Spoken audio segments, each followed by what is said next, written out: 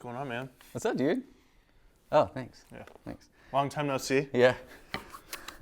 Let me, Start this off right, huh? Yes. These are the rules that we must follow. I'm not really sure how to interact in person anymore. Yeah, it's weird. This is different. Dude, it's been a crazy couple weeks, and I mean, we've been trying to figure out like how do we continue to, interact with people for one. I mean, this is obviously social distancing, socially awkward. Yeah. Everything.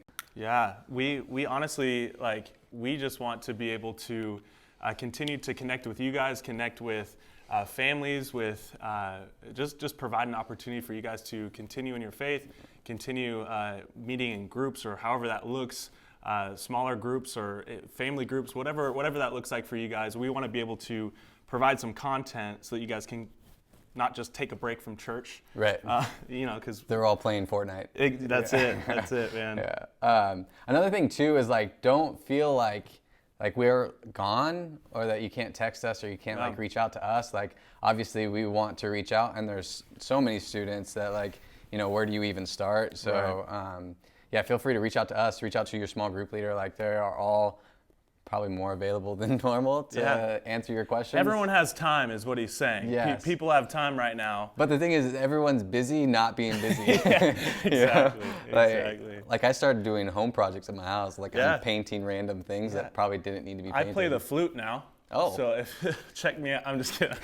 I don't play the Steve flute. Newman? No, yeah. I feel like it's that weird time where people are being busy with things that sometimes they matter, but sometimes they don't really matter. They don't really for the most part. I've been playing a lot of Pokemon too. Yeah. Yeah. Oh, dude. So what we decided to do is we decided to continue through the series. For us, for high school, it was called Storyteller. For junior high, it's called Worth Repeating. Yeah. So I mean, a story that's good is worth repeating. Worth repeating. If you're a good storyteller, you should probably repeat the story. Yeah. So if you remember a couple weeks ago when we started this thing, we started talking about the prodigal son. And with that, it's so important to understand the context of the story. A lot of people will read that story and you think of, somebody who's gone away from God, but, you're like, oh, they're the prodigal son. Eventually they came back to God, and that's kind of how people interpret that story. But if we understand that Jesus was telling that story to religious people and Pharisees at the time, it changes the meaning of that story a little bit. Yeah, absolutely. Right? So instead of being about the younger brother who went away and came back, it really is about the older son who got so mad because his dad showed that son grace, and he's like, man, why didn't you ever do anything like that for me? And we do that kind of stuff all the time. We see people that come in a youth group and they're like, why is that people here? Or why is that person here? And it's not our place to judge, but we find ourselves doing that a lot. And we're like, oh, I wonder how long this will last this time. Yeah. People come back from Hume Lake, oh, I wonder how long that will last. And so that's what kind of judgment we put on it, and that's what Jesus was talking about. He's like, you're in no place to judge. That's not your place to do that. I offer grace, and a lot of times that grace might seem unfair because I offer it so willingly, even to those who we don't think deserve it, And so that was that parable, and now we're actually continuing. Right, the scripture just goes on to the next story. So, So we're continuing on into the book of Luke. It's a parable that I'm sure you guys have heard of, but we don't. For me, at least, I don't always look at these parables. Usually, I've heard this parable, I've heard this story, and I kind of have this one view on this parable, or I think Jesus is trying to say this, right. Or I think this is kind of how I should interpret this parable. But we're talking about partying today. Yay. We're talking about partying at a banquet. At a banquet where you shouldn't be right now. It's very frowned upon. Right. You probably shouldn't be at a banquet with multiple people. So don't do what Jesus is doing here. But I mean, yeah. party online, maybe. Yes. Have a Zoom banquet. Zoom banquet. Zoom with lots of hand sanitizer. Yeah, make sure you have that handy. Yeah, yes. I touched the paper, so I should probably sanitize that. Refresh every now and then. Yeah. Sweet. So for me personally, when I receive an invite to something, whether it's an event, a party, something, I'm kind of a social butterfly. I don't, Dallas. I'm just trying to sit inside all day. Dallas loves quarantine. Dude, I'm living, I'm thriving. So me, not so much. When I get an invite to something, I'm like, yes, let's go, let's do it. I don't really care what it is. I usually show up and then I figure out what it is that I'm going to. Going back to college days, it's way back, going back to the college days. Way back, like 2 years ago. So for those of you who might have a sibling in college or something, for me at college, I didn't receive very many things in my mailbox. I'd check my mailbox every now and then, just knowing that like nothing was going to be in there. So it was That's just, I know, I had high hopes, but it was just like I kind of knew it. Nothing was going to be in there. But so I went to check my mailbox one day, and I had this invite. Okay, so I got super stoked. First of all, just because I had something in my mailbox. So I opened up this letter, and it was this invite to this banquet. It was pretty much like a banquet, like what we're talking about. It said Lambda Pi Eta. Do you know what Lambda Pi Eta is? No, Me neither. I had no idea what Lambda Pi Eta was. I was like, I went to a Christian school. We didn't have Greek life or any of those frats and sororities and all that. So I was like, what is this? So it ended up being this like honors communication society. So it was like I majored in communication. Anyways. Sounds like a cult. Yeah, it was pretty cultish. Anyways, long story short, I ended up it was like this fancy event. I ended up like getting all dressed up. I was super pumped. It was like a free meal. So I end up going to this banquet thing, and I roll in, and there's like I didn't really know anyone there. It was most people had gray hair. I don't know if that's a nice way of putting it. They were old. And so I was just kind of sitting there. I got a free like chicken dinner. I scarfed down my chicken dinner. I was just like, man, I got super excited for this. And I was like, it was cool, but I was also like, it kind of made me think like, man, why did I get so excited about this banquet thing, right?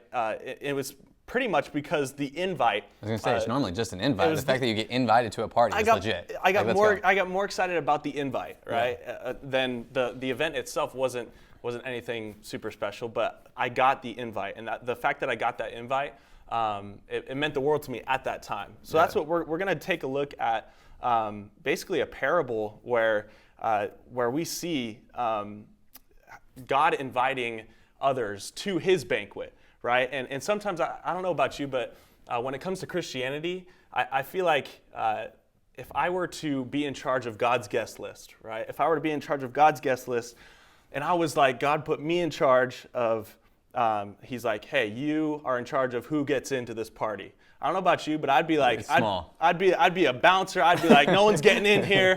I don't even know if I'd put myself on that list. You're right. You know, like, did you help that homeless person last week? No, nope. Sorry. Yeah, it's like you got to be pretty. It's like very.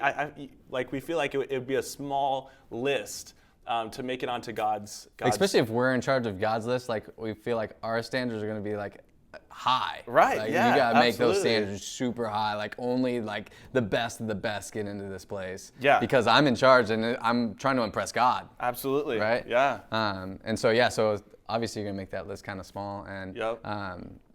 I think a lot of times too with that, like, sure, if you're in charge, like I would worry that I might get left off. Like depending on like how good my behavior is, you know, like how well did I do this week being a Christian, and if I messed up a bunch, like, am I going to be off that list? Yeah. You know? And so I think a lot of times, like, we can feel like we're just off the list altogether because we didn't do enough. We feel like our invitation is based on our performance. Exactly. Right. Yeah. Yeah. So we're gonna jump right into the scripture. I think a lot of times, like when Jesus is telling these parables, like people miss the point, and a lot of times miss God in it as well. And you know, we just think, oh, it's a cool story that Jesus told, cool, and we're moving on. But like understanding first that this story, again, is told in front of a bunch of religious people. So he's talking not to the sinners, but he's talking to the people who, go to church regularly or follow the Ten Commandments or do the Jewish law, right? A man once gave a great banquet and invited many. And at the time for the banquet, he sent his servants to say to those who had been invited, come, for everything is now ready. But they all began to make excuses. The first said to him, I have just bought a field and I must go and see it. Please have me excused. And another said, I have bought 5 yoke of oxen and I need to go examine them. Please have me excused. And another said, I have married a wife and therefore I cannot come. So the servant came and reported these things to his master. Then the master of the house became angry and said to his servant, go out quickly to the streets and lanes of the city and bring in the poor, crippled, blind, and lame. And the servant said, Sir, what you commanded has been done, and still there is room. And the master said to the servant, go out to the highways and the hedges and compel people to come in, that my house may be filled. For I tell you, none of those men who were invited shall taste my banquet.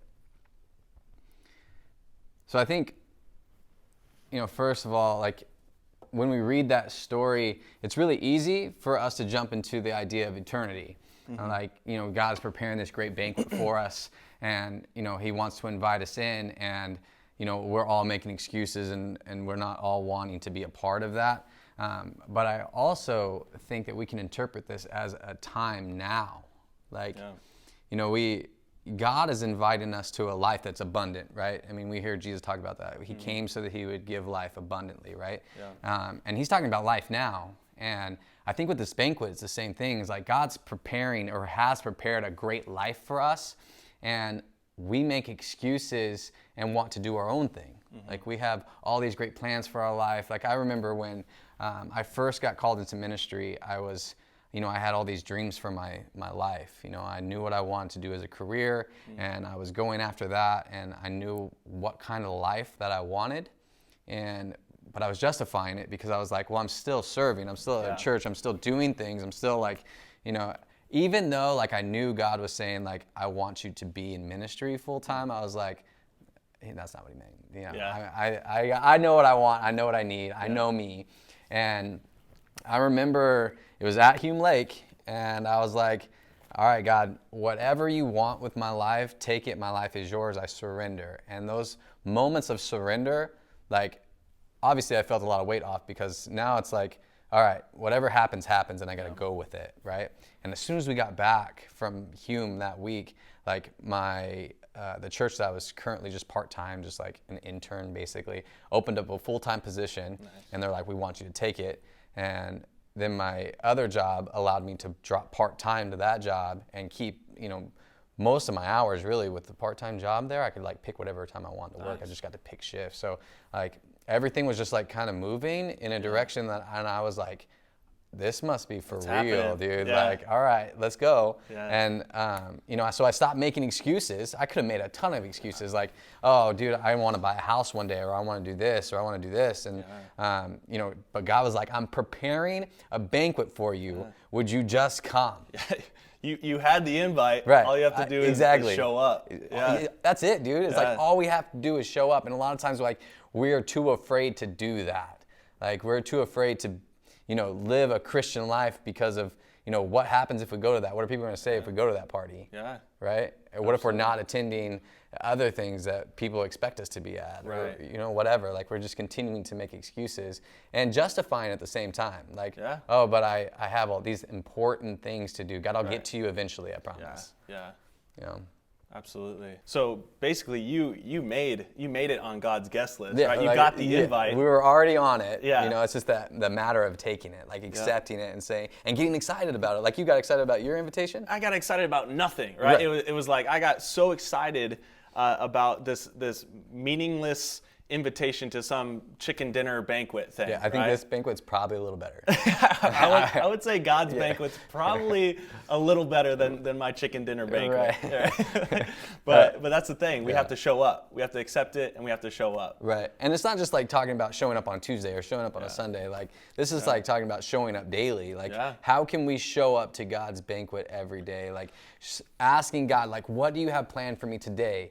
Like even in this quarantine and we're stuck at home, like, God, what do you have for me today? Like, it's so easy for us, like in this quarantine thing is like to not do anything. Like it's such a struggle to like not sit on the couch all day and binge watch. Absolutely. Right? Yeah. I mean, at some point you're going to run out of Netflix.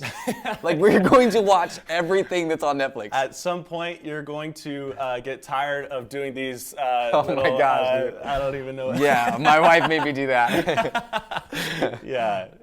But that, dude, that's the thing is like, you know, in this time, like, how can you be used by God? Like, how can you allow your life to be used by God in this time? Like, you know, maybe it's like hitting up a neighbor that's elderly. I don't know what your neighborhood looks like, but maybe there's somebody that needs some help. You know, maybe there's somebody that needs some help with their yard work while you're not doing anything. Or, you know, how can we be good citizens and show God's love even in the midst of all of this craziness? Like, maybe you need to give somebody a roll of toilet paper. Yeah. I don't know. Yeah. It's like you say, it's so easy to not show up when you have it's almost easier to not show up when you have more time. Right. I almost didn't show up to this. I'm just I'm gonna be here by myself, like, hey, he's over. No, but if you think about it, like you said, how can we show up daily even when we're in quarantine, right? We can show up by going out and running grocery errands for them, or doing something for someone, and just showing up in that way, right? Starting your own DoorDash. There you go. Make some money. Get some cash, man. So you know, at God's party, the invitation is for us all. You know, every day God's inviting us to a life that is abundant, and you know, instead of always living for ourselves, we need to be asking God what He has for us. So what are some things that we need to do? So I think something that we can all work on is basically remembering what God has invited us to. Like Dallas said, right? We got invited. Like I got invited to something that was so. It was at that time it felt cool, but it was pointless, right? That little chicken dinner banquet, and I got super excited for that. So realizing what we've been invited to by God, we've been invited. Way more than that, right? Yeah. So what we've been invited to by God is a big deal. Big right? deal. So treating it like that. Yeah.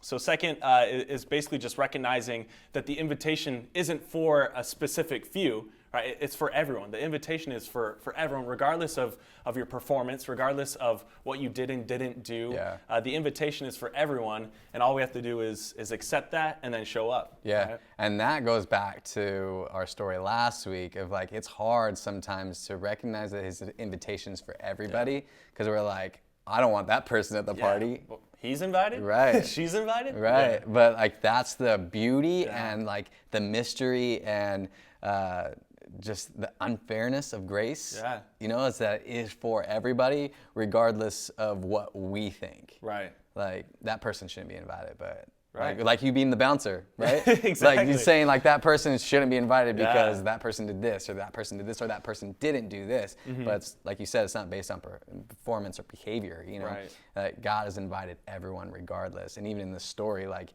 you know, He said, go out and get the people on the streets, like get everybody. And this is like, you know, we're talking about somebody whose probably name was on the line. Like, I want to have a banquet with people who have great names to make this party look legit. Right. You know, and He's like, you know what, forget that, just invite anybody. Yeah, you know, it's going to be the people that you least expect to be on that VIP list. Right. They're going to make it on that list, and those are the people that are going to show up. Right. And we're going to be surprised at who shows up at God's party. So, lastly, just remembering that we've been invited. So, remembering what we've been invited to, that the invitation is for everyone, and then it's our job to go out and extend that invite to those around us, right? To not stop at ourselves, but to make sure other people know, hey, they're invited. Right, we get more than a +1. Yeah, exactly. Right? Yeah. You plus as many people as you want. Exactly, yeah. But just making sure other people know that they're invited to that party, right? Because sometimes, I don't know about you, I've gotten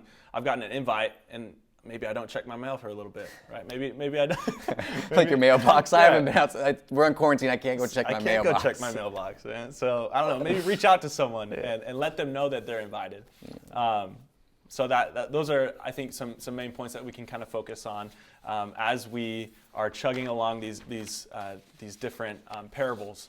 And it's pretty cool that we can take a look at how God is inviting us and calling us to show up daily, even when we're in quarantine. Yeah. Right? All right, so our challenge for you this week is I want you to make a list of 5 people that you know need to hear this message today. And this isn't for us to get more likes and more shares. I don't really care about that.